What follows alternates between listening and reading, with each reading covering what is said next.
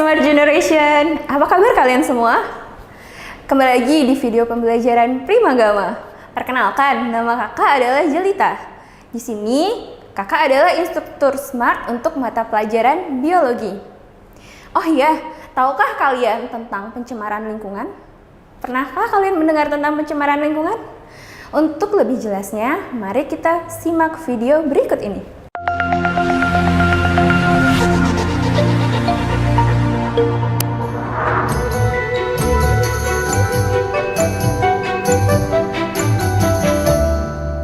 Nah, adik-adik, apakah kalian menjumpai fenomena pencemaran lingkungan di sekitar tempat tinggal kalian?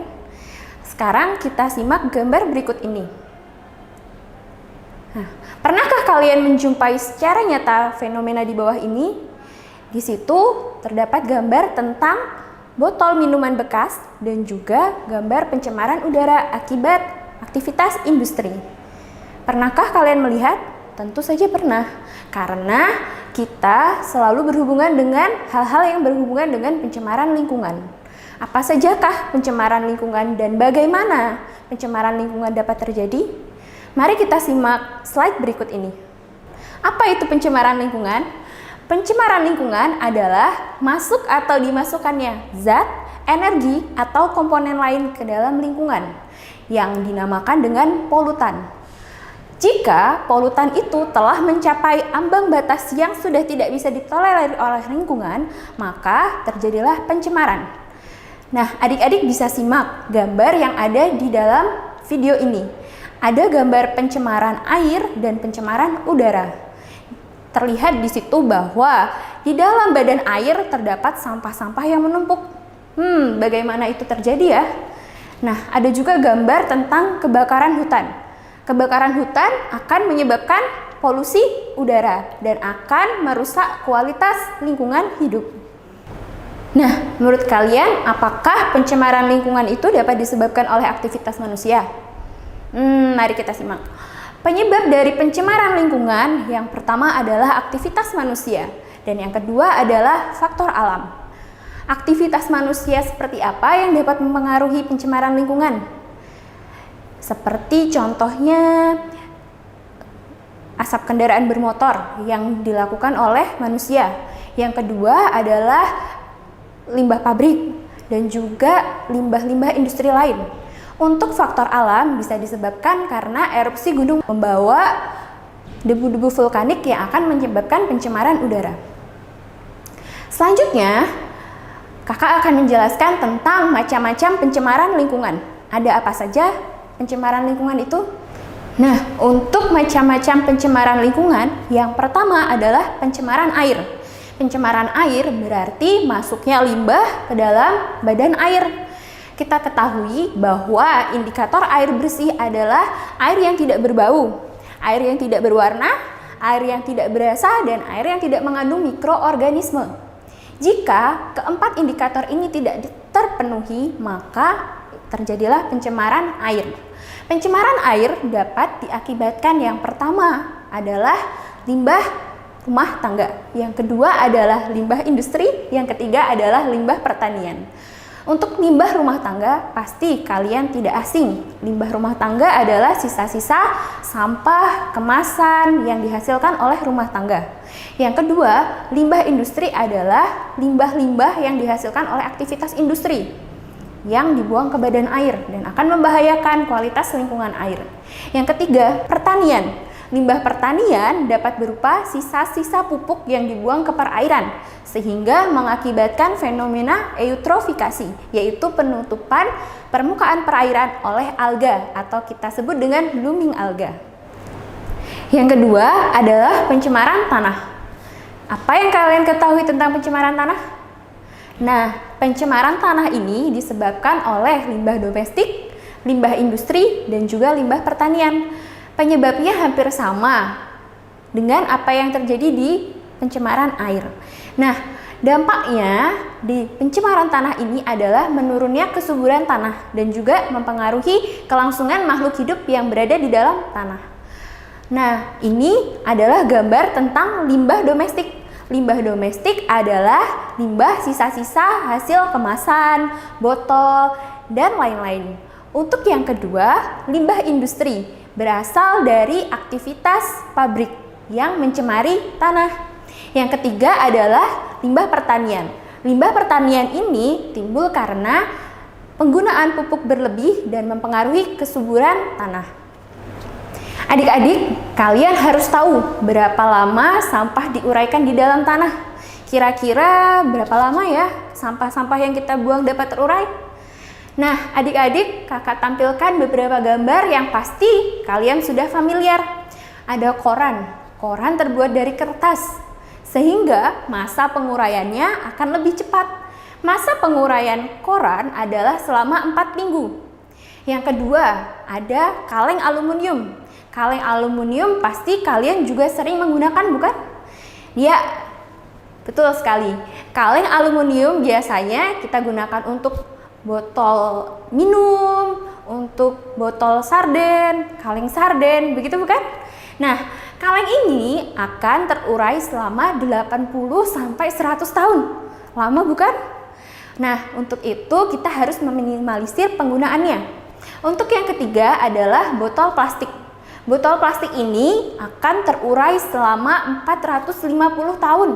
Bayangkan adik-adik, botol yang kalian gunakan sebagai tempat minum air mineral, penguraiannya adalah selama 450 tahun. Waduh, lama juga ya. Nah, adik-adik mulai sekarang kalian harus meminimalisir penggunaan botol plastik. Dengan apa ya? Ya, kalian bisa menggunakan botol plastik yang bisa dipakai kembali, jadi tidak satu kali pakai. Nah, yang keempat ada tas plastik. Tas plastik yang kita dapatkan di supermarket atau di pasar. Nah, ini akan terurai selama 10-20 tahun lamanya. Nah, untuk mengurangi pencemaran, lebih baik kita menggunakan tas kain yang bisa digunakan beberapa kali untuk berbelanja. Kalian juga bisa membantu menghemat pengeluaran dan kalian juga bisa membantu menyelamatkan bumi dari pencemaran. Untuk yang terakhir ada styrofoam.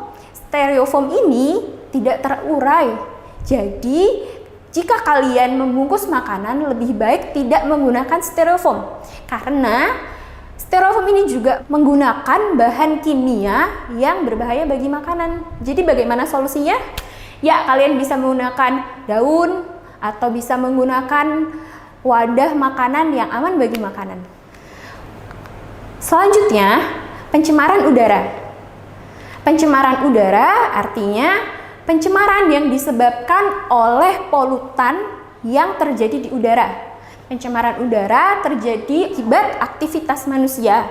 Misalnya nih, kegiatan industri, pabrik itu pasti mengeluarkan asap yang berbahaya dan tentunya akan mengakibatkan pencemaran udara. Yang kedua, kendaraan bermotor. Kalian pasti sering kan melihat kendaraan bermotor dengan asap yang mengepul hitam, ya kan? Nah, itu akan berbahaya bagi kesehatan dan juga bagi lingkungan. Lalu ada lagi kebakaran hutan. Pasti adik-adik pernah mendengar tentang kebakaran hutan? Nah, asap kebakaran hutan ini dapat mengakibatkan pencemaran lingkungan. Lalu ada lagi seperti bahan kimia yang mengandung CFC. Bahan kimia yang mengandung CFC ini akan membahayakan lapisan ozon bumi kita. Nah, bagaimana ya kita menanggulangi pencemaran udara? Nah, adik-adik bisa memulai dari sekarang untuk mengurangi penggunaan kendaraan bermotor. Misalnya, adik-adik pergi ke suatu tempat yang lebih dekat. Nah, kalian bisa berjalan kaki. Selain kalian sehat, dan kita bisa mengurangi pencemaran udara. Lalu, ada lagi pencemaran udara yang disebabkan oleh aktivitas faktor alam. Yang pertama adalah erupsi gunung dan juga ada gas metana yang dihasilkan oleh hewan ternak. Nah, erupsi gunung ini mengakibatkan adanya abu vulkanik yang akan mengotori lingkungan. Pasti kalian pernah mengetahui bukan tentang abu vulkanik? Oke. Kalau erupsi itu berlangsung secara lama, maka abu vulkanik akan menumpuk dan akan berbahaya bagi pernafasan kita. Selanjutnya, Apa ya yang akan terjadi dengan bumi kita jika pencemaran ini terus berlangsung? Yang pertama, bumi kita akan mengalami krisis, yaitu perubahan lingkungan.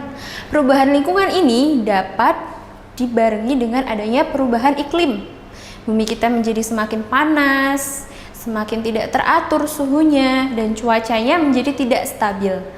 Kemudian ada lagi, yaitu global warming. Tahukah kalian tentang global warming? Iya, global warming adalah pemanasan global.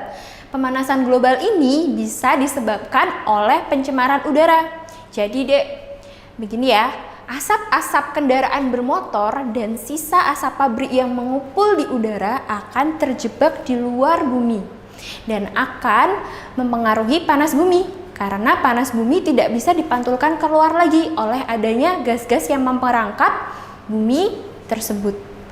Nah, itulah yang dinamakan global warming. Global warming ini bisa ditandai dengan mencairnya glacier di kutub utara dan juga naiknya permukaan air laut sehingga mengakibatkan banyak perubahan iklim terjadi di bumi kita.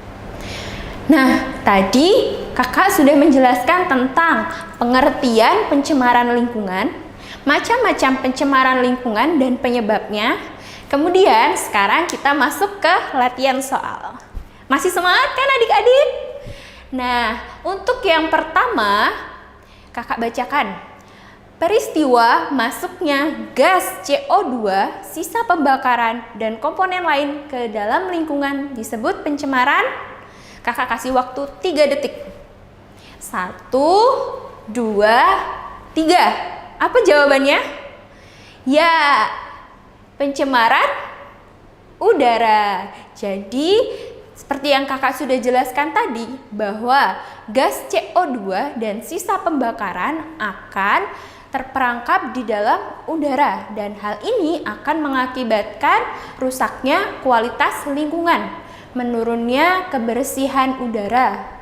Nah, hal ini adalah dinamakan dengan pencemaran udara. Jadi jawabannya D ya adik-adik ya. Masih semangat di soal nomor kedua? Oke, kakak lanjutkan. Salah satu cara untuk menanggulangi pencemaran yang disebabkan oleh limbah pabrik yaitu dengan titik-titik-titik. A. Mengurangi dan menutup industri bahan kimia. B. Membatasi penggunaan bahan kimia. C. Membuang limbah pabrik sedikit demi sedikit. D. Mengolah limbah pabrik sebelum dibuang. Ayo, sekarang jawabannya apa ya? Kakak kasih waktu lagi untuk menjawab. Jawabannya adalah 1, 2, 3. Ya, D, yaitu mengolah limbah pabrik sebelum dibuang. Nah, tadi adalah salah satu cara untuk menanggulangi pencemaran lingkungan. Karena aktivitas pabrik harus terus berjalan untuk mencukupi kebutuhan manusia, maka sebaiknya limbah pabrik sebelum dibuang harus diolah terlebih dahulu, sehingga tidak membahayakan lingkungan. Bisa dengan diberi filter udara, atau jika pabrik itu menggunakan limbah cair, bisa dengan sistem bioremediasi. Selanjutnya, adanya CO2 yang berlebih di udara dapat menimbulkan. Nah, apa ya kira-kira? Tadi kita sudah sedikit membahas tentang CO2 di udara. Kira-kira apa ya adik-adik? Nah, opsi pertama A. Pemanasan global. B. Sesak nafas. C. Hujan asam. Dan D. Berlubangnya ozon. Kira-kira apa ya jawabannya? Ayo, siapa yang bisa tebak? Jawabannya adalah pemanasan global. Nah, seperti tadi yang sudah kakak jelaskan bahwa CO2 adalah salah satu penyebab dari pemanasan global. Nah, bagaimana kalau sesak nafas ya kak? Nah, sesak nafas ini banyak faktor yang bisa mengakibatkannya. Tidak hanya adanya CO2. Kalau hujan asam, apakah itu hujan asam? Hujan asam adalah disebabkan oleh sulfur dioksida atau nitrogen yang ada di udara. Nitrogen dioksida. Nah, nitrogen dan sulfur ini jika terbawa oleh air hujan, maka akan terjadi hujan asam. Yang opsi D, berlubangnya ozon. Berlubangnya ozon disebabkan oleh adanya gas CFC. Gas CFC itu dikeluarkan oleh bahan-bahan elektronik yang masih menggunakan pendingin yang menggunakan CFC. Nah, paham sekarang? Masih semangat di soal berikutnya? Kita lanjutkan. Adalah tanaman yang bisa dijadikan sebagai indikator terjadinya pencemaran air adalah A. Teratai, B. Kangkung, C. Enceng gondok, dan D. Semanggi. Kira-kira apakah adik-adik sudah pernah lihat teratai? Kalau kangkung sudah pernah lihat belum? Kangkung biasanya kita masak ya. Nah, kalau eceng gondok, adik-adik sudah pernah lihat? Dan yang terakhir ada semanggi. Kira-kira nih tanaman apa ya yang bisa mengakibatkan, bukan mengakibatkan, tapi bisa menjadi indikator pencemaran lingkungan. Jadi si air itu dibilang tercemar kalau ada apanya nih? Kira-kira sudah dapat jawabannya? Nah, jawabannya adalah enceng gondok. Nah, si enceng gondok, kok bisa sih Kak enceng gondok bisa menjadi indikator? Nah, gini ceritanya. Ketika ada sisa pupuk berlebih di perairan, jadi terbawa. Ada Pak Tani memupuk tanamannya, kemudian irigasinya terbawa sampai ke perairan yang lebih besar, seperti danau, rawa, sungai. Nah, sisa pupuk ini akan menumpuk akhirnya dan mengakibatkan tingginya kadar nutrisi di dalam perairan. Nah, kadar nutrisi ini akan mengakibatkan tumbuhnya enceng gondok yang berlebihan. Enceng gondok akan memenuhi seluruh wilayah perairan, ditutup semua perairannya, sehingga perairan terlihat hijau, seperti lapangan bola, padahal bawahnya air. Adik-adik pernah tahu gambarnya? Nah, hal ini akan merugikan. Loh, kenapa merugikan Kak? Kan bagus hijau. Merugikannya adalah karena sinar matahari tidak bisa menembus ke dalam perairan. Yang terjadi adalah organisme-organisme di bawah perairan ini akan mati, kekurangan oksigen. Begitu ya ceritanya adik-adik. Jadi eceng gondok sebagai indikator pencemaran air. Soal selanjutnya, bioremediasi adalah penggunaan mikroorganisme untuk membersihkan pencemaran yang disebabkan oleh A. Limbah minyak, B. Limbah rumah tangga, C. Limbah pertanian, dan D. Limbah industri. Kira-kira apa itu bioremediasi? Tadi kakak sudah sempat singgung sebentar. Bioremediasi dapat menjadi pembersih untuk pencemaran yang berhubungan dengan limbah limbah industri. Jadi adik-adik, misalnya ada pabrik ini mengeluarkan limbah cair di suatu perairan, dan si pabrik mempunyai kebijakan bioremediasi. Dia menggunakan mikroorganisme untuk memecah limbah yang tadinya berbahaya, yang tadinya mencemari, yang tadinya mengotori, menjadi tidak berbahaya bagi lingkungan. Nah, karena apa? Karena si mikroorganisme ini mengolah limbah tersebut di dalamnya sehingga tidak berbahaya bagi lingkungan. Mikroorganismenya bisa berupa bakteri, bisa berupa fitoplankton, dan lain sebagainya. Begitu ya adik-adik ya. Soal selanjutnya, di suatu ekosistem perairan terdapat zooplankton, ikan kecil, ikan besar, dan fitoplankton. Maka DDT akan terakumulasi pada, kira-kira apa ya? DDT, pernah dengar? Oke, jawabannya ada di opsi A, B, C, D. Oke, kakak bacakan. A. Fitoplankton, B. Zooplankton, C. Ikan kecil, dan D. Ikan besar. Di suatu perairan, itu perairannya menjadi perairan terakhir, yaitu muara yang dari pertanian misalnya. Dari pertanian, DDT itu akan teralirkan sampai ke perairan besar. Seperti tadi kakak jelaskan tentang eutrofikasi. Nah, terakumulasinya pada organisme yang paling besar, yaitu ikan besar. Kenapa di ikan besar? Karena yang pertama, organisme pada lingkungan perairan adalah fitoplankton. Fitoplankton sebagai apa?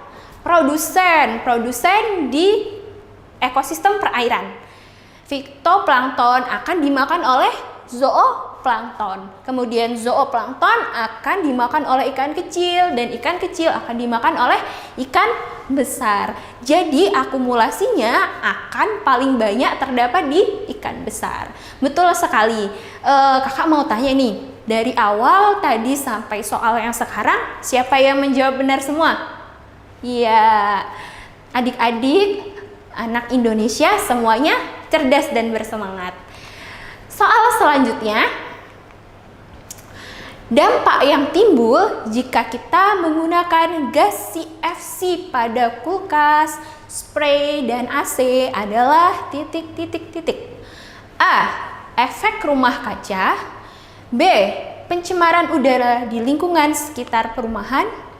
C. Pencemaran udara di dalam rumah. D. Yaitu meningkatkan kadar bahan pencemar. Ayo sekarang kita coba adik-adik menjawab. Ini adalah salah satu pencemaran apa ya? Tanah atau air atau udara?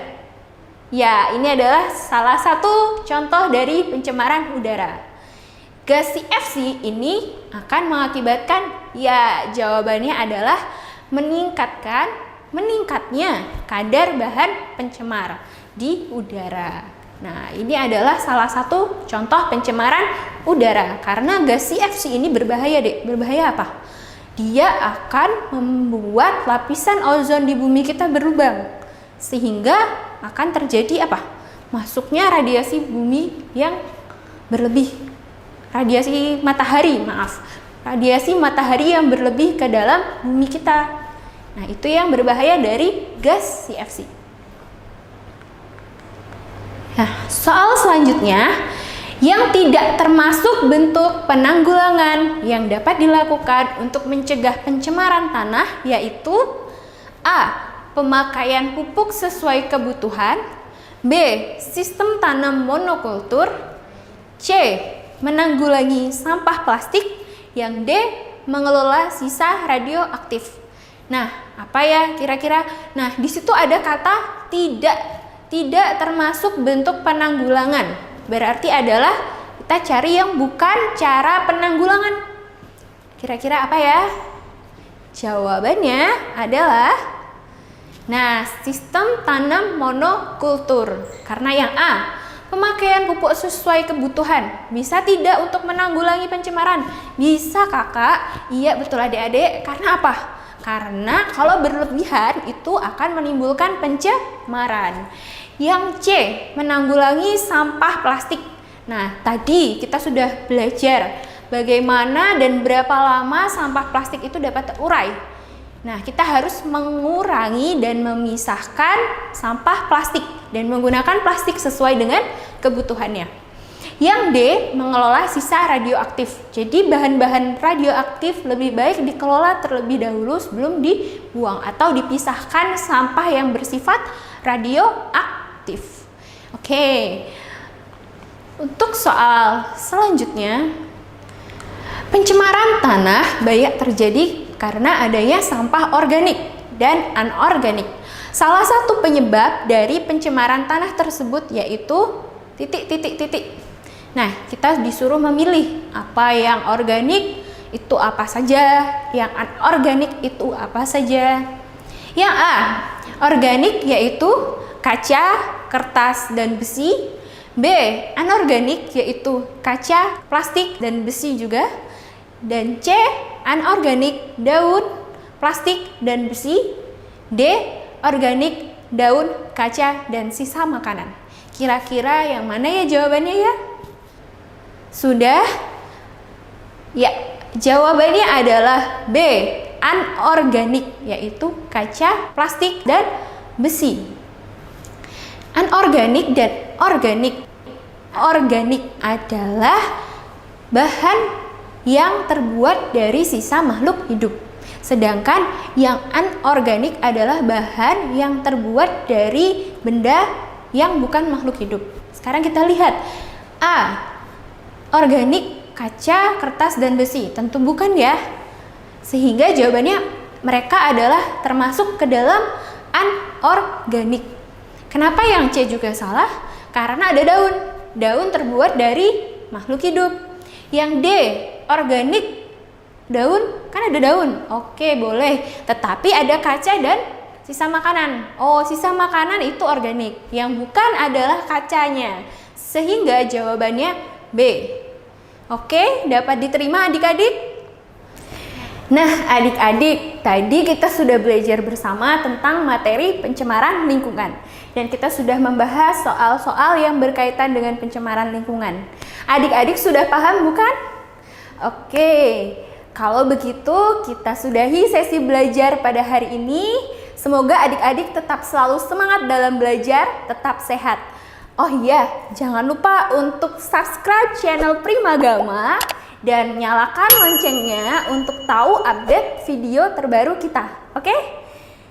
Untuk itu kakak mohon undur diri, sampai jumpa lagi dan salam Primagama. Primagama siap, Primagama smart dan terdepan dalam prestasi.